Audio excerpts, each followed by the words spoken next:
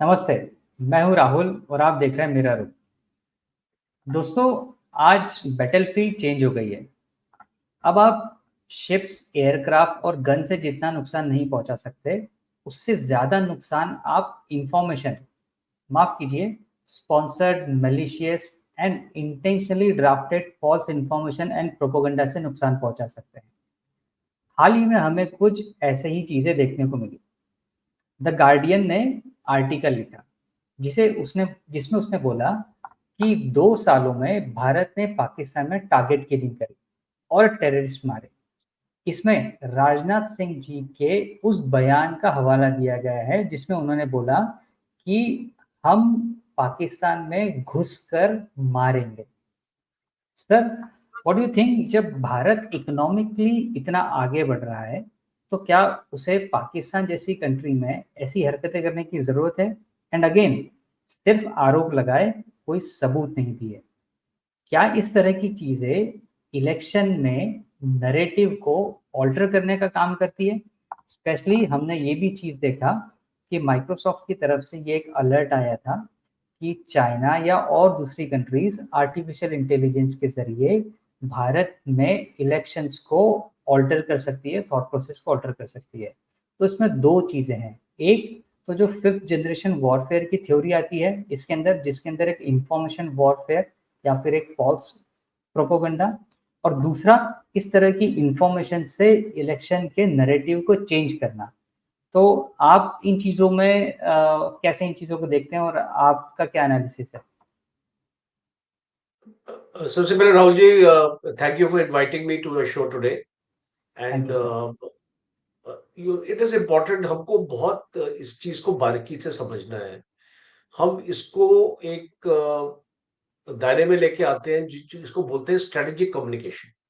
हुँ, ये जितनी भी ऐसी नैरेटिव बिल्डिंग है जो पाकिस्तान तो काफी भारत से आगे है इसमें, कि वो स्ट्रेटेजिक कम्युनिकेशन को इम्पोर्टेंट टूल्स समझता है अपने अपने फॉरेन पॉलिसी। और हम लोगों ने लेट रियलाइज किया इस चीज को कि हमको भी इस तरीके की स्ट्रेटेजिक कम्युनिकेशन पाकिस्तान में या पूरे वर्ल्ड में हमको फैलानी चाहिए, नैरेटिव बिल्डिंग की। कि जो भारत के अगेंस्ट देखिए इतने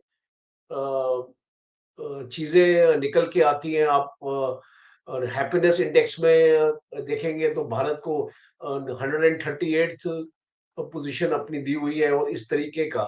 तो ये हुँ, सारे नैरेटिव्स को कंटेन करने के लिए एक हमको एक खास ऑर्गेनाइजेशन, स्ट्रेटेजिक कम्युनिकेशन, जिसमें हमारे यंग लोग शामिल होने चाहिए। जैसे आप जैसे यूट्यूबर्स हैं। अब देखिए इंडिया में अभी मैंने तकरीबन 15-20 यूट्यूब्स में यंग जनरेशन के जो लड़के हैं, जो 25-30 साल की उम्र के अंदर हैं, उनको मैंने इंटरव्यूज दिए हैं। तो ये ट्रेंड अभी स्टार्ट हो गया, पर ये ऑर्गेनाइज नहीं है। ये एक अम्ब्रेला के अंडर नहीं काम करते हैं, ये एक पॉलिसी के अंडर नहीं काम करते, इनको गाइड करने वाला कोई नहीं है कि किस टाइप की स्ट्रेटेजिक कम्युनिकेशन हमको आगे लेके जानी चाहिए। अब स्पेसिफिक अगर आपका सवाल ये है कि ये जो प्रोपेगेंडा है, जैसे कि हम बोलते हैं कि हम घुस के मारेंगे, हम ये करके मारेंगे, ये पॉलिटिकल स्टेटमेंट्स है। आप राइट, इनको पॉलिटिकल स्टेटमेंट्स के दायरे में रखिए। ये कोई हुँ, एक ऑफिशियल स्टेटमेंट नहीं है इंडियन गवर्नमेंट का कि मिनिस्ट्री ऑफ एक्सटर्नल अफेयर्स ने स्टेटमेंट दिया है कि हमने अभी तक 10 पाकिस्तानी या टेररिस्ट पाकिस्तान की जमीन पर मारे हैं। हमने ऐसा कोई स्टेटमेंट नहीं दिया है। और अगर राजनाथ सिंह अगर ऐसी स्टेटमेंट दे रहे हैं, उनके पास कोई एविडेंस भी नहीं है। और वो एक जनरल स्टेटमेंट दे रहे हैं कि वो पाकिस्तान को चेतावनी दे रहे हैं। वो राइट, एक बेसिकली एक आउटरीच है पाकिस्तान की तरफ के आप अगर भारत में कोई ऐसी चीज करेंगे और आपका जो टेररिस्ट है पाकिस्तान में जाके छुप जाएगा, तो हम ऐसी कैपेबिलिटी रखते हैं कि हम उसको ढूंढ के वहीं पे खत्म करेंगे। राइट, क्योंकि अभी आपने देखा है पाकिस्तान में इतनी अ, ज्यादा तादाद में आप देख रहे हैं कि टेररिस्ट मारे जा रहे हैं। उनकी डिफरेंट डिफरेंट वजह हैं। एक तो आप ये देख रहे हैं कि जितने भी टेररिस्ट मारे जा रहे हैं, इनकी यूटिलिटी ऑलरेडी खत्म हो चुकी है और हम्म। ये काफी ओल्ड हो चुके हैं और वो इतनी अच्छे तरीके से ऑपरेशंस को नहीं कर पा रहे। आईएसआई इनसे नाराज है और एक और व्यू पॉइंट है कि इन सबको आईएसआई ही खत्म कर रहा है। हम्म। पाकिस्तान की खुद की एस्टेब्लिशमेंट खत्म कर रही है, बिकॉज पाकिस्तान एक अपनी इमेज भी बनाने की कोशिश कर रहा है कि हम टेररिज्म के अगेंस्ट है और हम टेररिज्म अगर हमारे देश में पनप रहा है तो हम उसको खत्म करने की कोशिश कर रहे हैं। दूसरा, एक नए जनरेशन की टेररिस्ट सामने आ रहे हैं। इन्हीं के पार्टी के जैसे कि लश्कर ए तोयबा हो गया, आपका जैश ए मोहम्मद हो गया, आप आपका द रेजिस्टेंस फ्रंट हो गया, ये जितनी भी अभी जो ऑर्गेनाइजेशंस आई है सामने, अभी इनमें यंग ब्लड आ रहा है, यंग लीडर्स आ रहे हैं जो अभी तक रडार में नहीं आए, जो आइडेंटिफाई नहीं हुए लोगों से, जो जानकारी नहीं है लोगों की इनके बारे में। तो अभी पाकिस्तान का जो नैरेटिव है या जो उसका स्ट्रेटेजिक कम्युनिकेशन का दायरा है वो इस तरफ जा रहा है और वो हम्म। इसीलिए भारत को ब्लेम करने की कोशिश कर रहे हैं कि भारत ये कर रहा है। इसको मैं आपको बताऊं कि भारत का इसमें कोई रोल नहीं है और टाइम पे टाइम हमारे ministry of external affairs spokes person ने आपको बताया कि जो कनाडा में हो रहा है, जो उसको निज्जर के साथ हुआ, जो पन्नून के साथ हुआ इस यूएसए में, उसमें भारत का कोई रोल नहीं है। दो राइट। अमेरिकन इंटेलिजेंस एजेंसीज ने भारत से इसके बारे में जिक्र किया था और कुछ हद तक हमारे जो रिलेशनशिप है अमेरिका के साथ वो थोड़ी क्लाउड में आ गई थी, उस पर क्वेश्चन मार्क आ गया था, पर भारत ने साफ कर दिया है अगर आपके पास कोई एविडेंस है तो आप हमारे साथ शेयर कीजिए, हम एग्जैक्टली। उसमें आपको इन्वेस्टिगेशन में मदद करेंगे। तो एग्जैक्टली। भारत का ये स्टैंड रहा है। तो भारत ये नहीं बोल सकता कि हम पाकिस्तान में जाके पाकिस्तान टेररिस्ट को मारते हैं। हम्म। हमने सर्जिकल स्ट्राइक किया है, हमने बालाकोट किया है, वो आप इसको बोल सकते हैं कि हमने वहां पे घुस के मारा है और राइट। हमने उसको एक्नॉलेज किया है, बिकॉज वो एक रिटेलिएशन था। अगर आप हमारे देश में पुलवामा करेंगे तो हम उसको चुप नहीं रह सकते, हम उसमें रिटेलिएट करेंगे, हम भी आपके टेररिस्ट कैंप्स को नष्ट करेंगे। तो वो राइट। एक पॉलिसी स्टेटमेंट है गवर्नमेंट की, हमको उसको एक्सपैंड नहीं कर देना चाहिए और हमको ये नहीं बोलना चाहिए कि हम पाकिस्तान में जाके आपके टेररिस्ट को मार रहे हैं, बिकॉज उसमें कोई क्रेडिबिलिटी नहीं है ऐसी स्टेटमेंट्स में। और हम जब सुनते हैं कि इलेक्शन के टाइम ये स्टेटमेंट दी जाती है तो हमको साफ उसको पता हो जाना चाहिए कि ये बेसिकली इलेक्शन स्टेटमेंट्स हैं वोटर्स को इन्फ्लुएंस करने के लिए। दूसरी इंपॉर्टेंट चीज आपने बोली कि चाइना एक artificial intelligence, machine learning, quantum computing और रोबोटिक्स जैसी टेक्नोलॉजी में बहुत ही माहिर है। और आज हम हाइब्रिड वॉरफेयर देख रहे हैं जिसमें हम ये देख रहे हैं कि साइबर का भी इस्तेमाल हो रहा है, स्पेस का भी इस्तेमाल हो रहा है, आर्टिफिशियल इंटेलिजेंस का भी इस्तेमाल हो रहा है। मुझे कोई शक नहीं है कि चाइना कोशिश करेगा ये टेक्नोलॉजीज को इलेक्शन के टाइम पे यूज करने के लिए। और वो नहीं वो एक कोशिश उसकी ये रहेगी कि इंडिया में एक फ्रेगमेंटेड गवर्नमेंट आए। इसका ये मतलब है कि एक ऐसी हम्म। गवर्नमेंट आए जो एब्सोल्यूट मेजोरिटी ना ले पाए।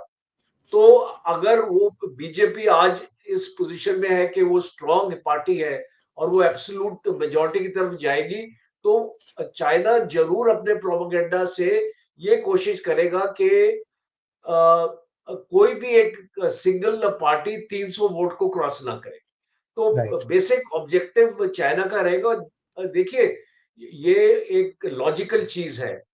और एक आपका एडवर्सरी जो है और पाकिस्तान की भी यही कोशिश रहेगी। एक आपका जो एडवर्सरी है वो कभी नहीं ये चाहेगा कि जो उसका जो एनिमी स्टेट है उसमें एक स्टेबिलिटी आए। और और अगर इंडियन गवर्नमेंट में स्टेबिलिटी आती है और इंडियन गवर्नमेंट मजबूत होती है, आने वाले वक्त में हम उनके लिए सरदर्द बन सकते हैं। तो बराबर। चाइना भी एक चीज को समझता है तो हमको उस जो नज़रिए से इस चीज़ को एनालाइज़ करना पड़ता बिल्कुल सर। और अगर मैं आपकी बात को ठीक से समझाऊँ और मैं इसको अगर समराइज़ करने की कोशिश करूँ, तो जो राजनाथ सिंह जी ने बोला वो डेफ़िनेटली एक पॉलिटिकल स्टेटमेंट था। पर उन्होंने ये बात बोली थी कि अगर ऐसी चीज़ें हमारे साथ होगी, तो हम घुस के मारेंगे। तो उन्होंने दो जो जो गार्डियन ने उनका स्टेटमेंट कोट किया है, उन्होंने पूरे स्टेटमेंट में से थोड़ा पोर्शन कोट किया है।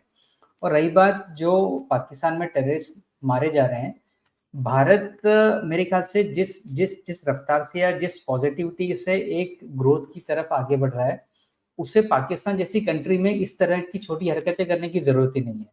और अगर मान लीजिए करीबी हो, एक एक एक एक अपन एक हम लोग अगर मान भी लें कि ऐसा कुछ किया है, तो वो सबूत दें, राइट? कि ऐसी कोई अगर हरकतें हुई हैं और अगर आप आरोप लगा रहे हैं, तो उन आरोप के साथ में आप एविडेंस भी दें।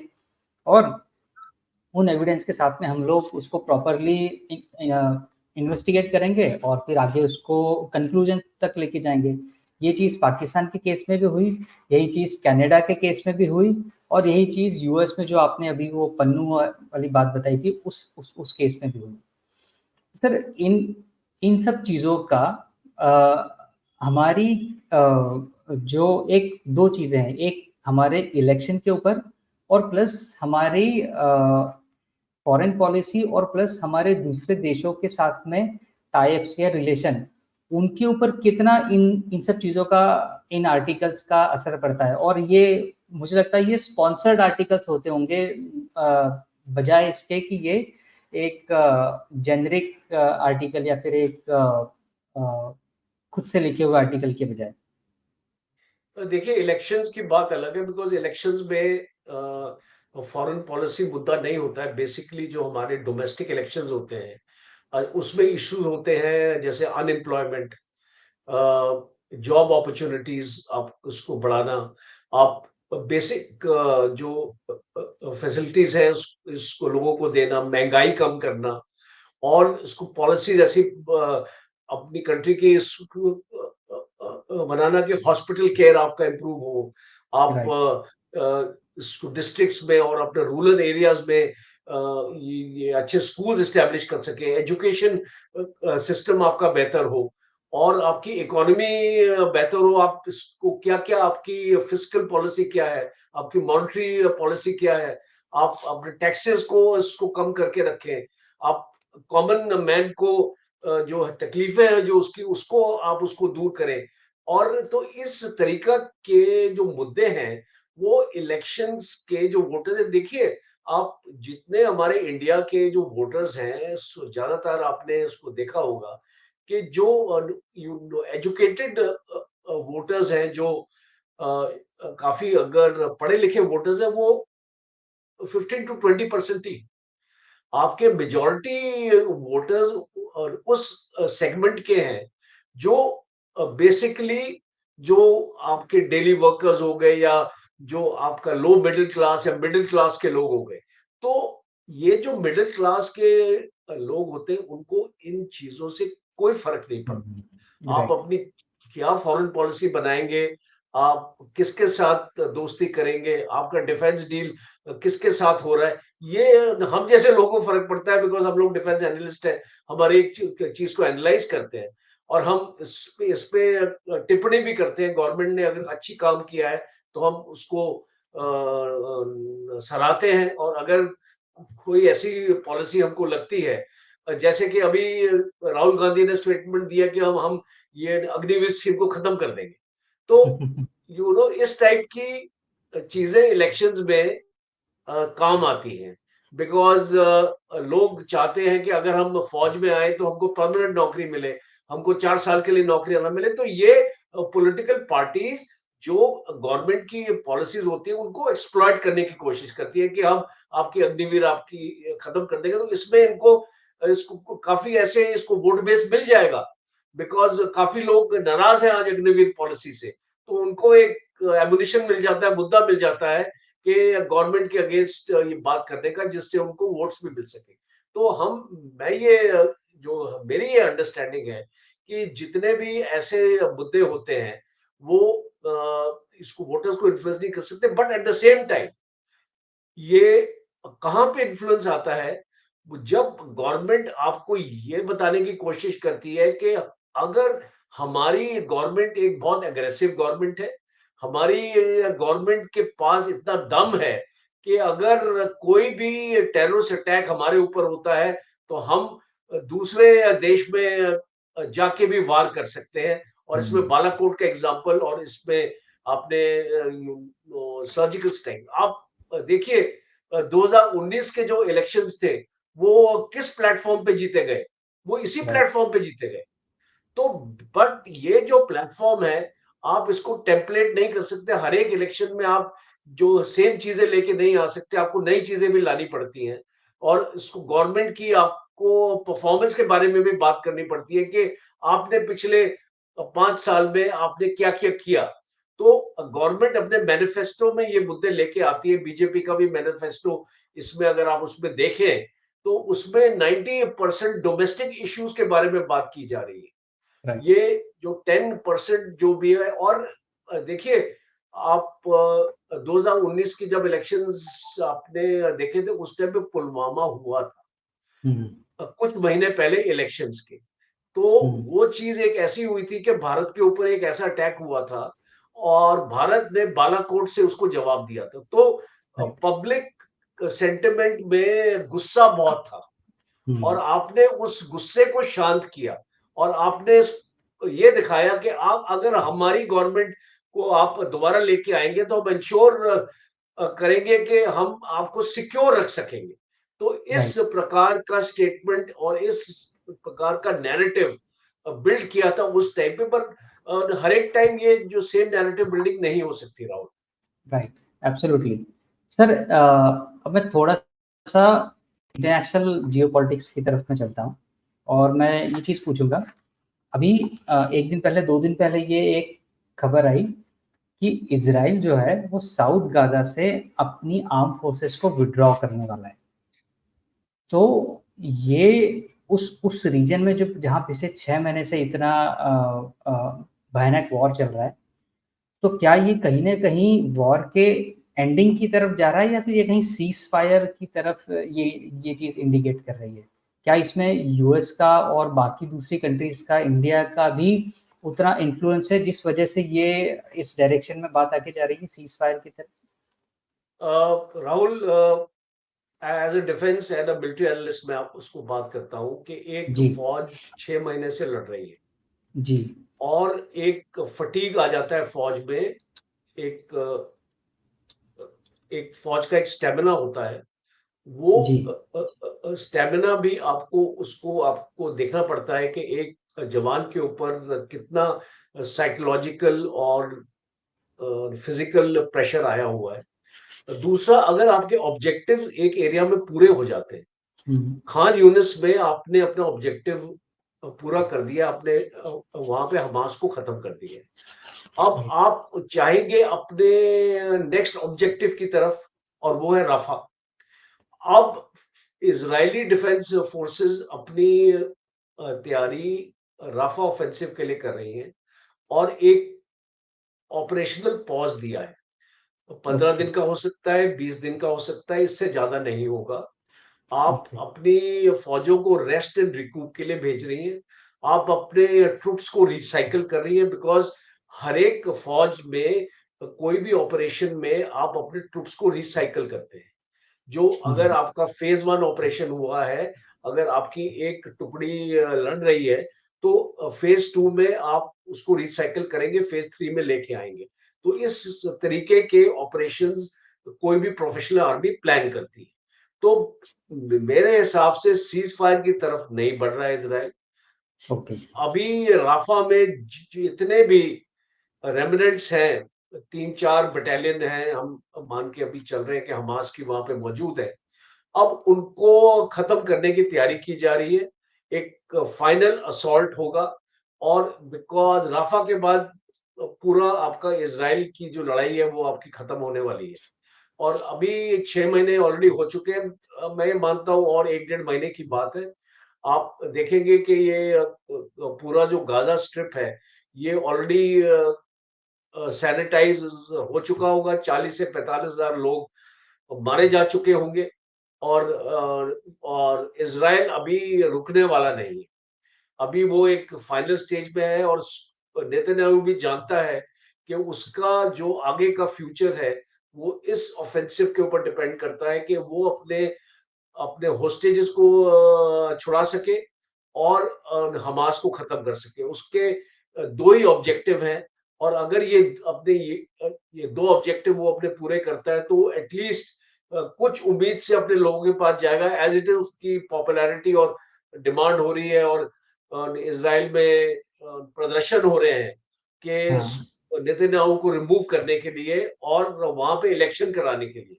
और ये भी बोला जा रहा है कि सितंबर में इजराइल में इलेक्शंस होंगे और नेतन्याहू को रिमूव किया जाएगा। बेली गैंट्स करके एक लीडर है जो उनके ऑल्टरनेटिव में उभर के आ रहे हैं, वो वॉर कैबिनेट का भी हिस्सा है।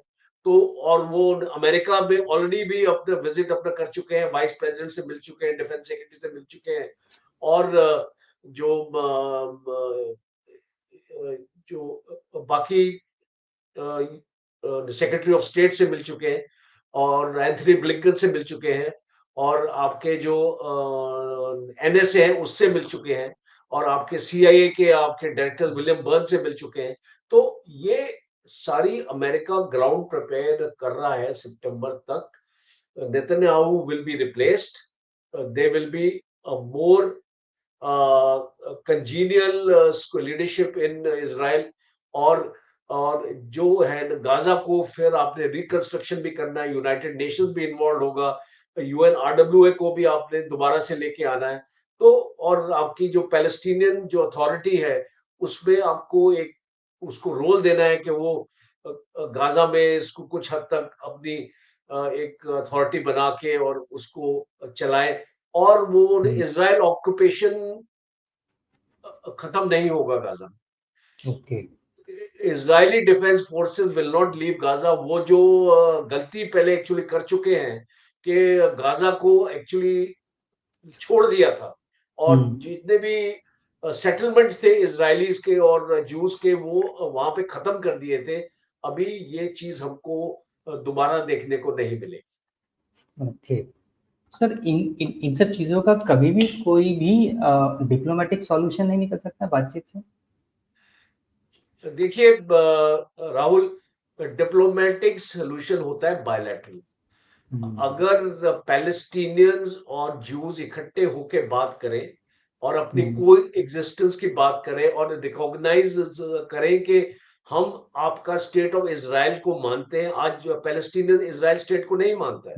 राइट। हम आपके स्टेट को मानते हैं और इजराइल एक्चुअली बोले कि हम आपकी एग्जिस्टेंस को एक्नॉलेज करते हैं और हम एक पैलेस्टीनियन स्टेट हम इसको क्रिएट करेंगे जिसमें आप भी आराम से रहें और हम भी आराम से रहें। राइट। ये सिचुएशन जिस दिन आएगी उस दिन आप देखेंगे इस एरिया में स्टेबिलिटी होगी। पर और आने वाले वक्त में इसकी पॉसिबिलिटीज रिमोट है राहुल। राइट, मतलब जो जो हमेशा बात होती है उस रीजन में टू कंट्री थ्योरी वाली जो बात होती है कि जो दोनों एक दूसरे को रिकग्नाइज करें और दोनों एक दूसरे को अपनी अपनी स्पेस दे के फिर आगे बढ़ें, तो ही ये कहीं ना कहीं बातचीत से या बायलैटरल चीज सॉल्व हो सकती है। बिल्कुल सही। बिल्कुल सर, ऐसा ही है। आज आपने समय दिया और इन दोनों चीज़ों के ऊपर आपने बड़ी डिटेल में चीज़ें बताई। आई एम श्योर व्यूअर्स को चीज़ें पता पड़ी होंगी जो उन्हें नहीं पता होगी। और आज आपके समय के लिए बहुत बहुत शुक्रिया और उम्मीद है इन फ्यूचर आपसे फिर किसी इंटरेस्टिंग टॉपिक पर आपसे मुलाकात होगी और आपसे आपकी नॉलेज और आपके ज्ञान को सुनने का मौका मिलेगा। जय हिंद। राहुल, जय हिंद।